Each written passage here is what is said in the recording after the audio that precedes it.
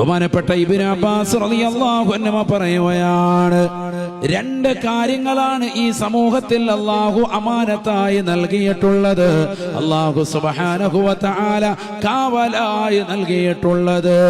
ലനാ അമാനാൻ, നമുക്ക് രണ്ട് രീതിയിലുള്ള കാവലുണ്ട് കൂട്ടുകാരെ. ഒന്ന് നബിയുല്ലാഹ്,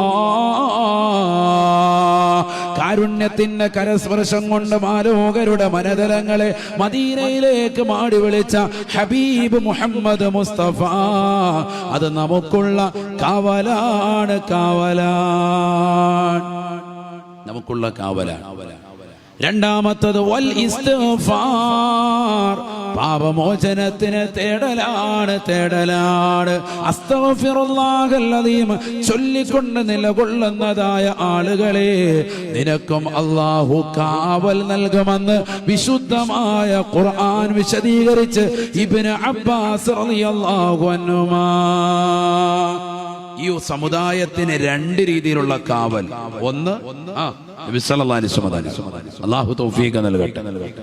നബി തങ്ങൾ വഫാത്തായാലും ഈ കാവലുണ്ട് എന്ന് ഇമാം ഖസ്സലാനി റഹിമഹുല്ലാഹ് വിശദീകരിക്കുന്നത്.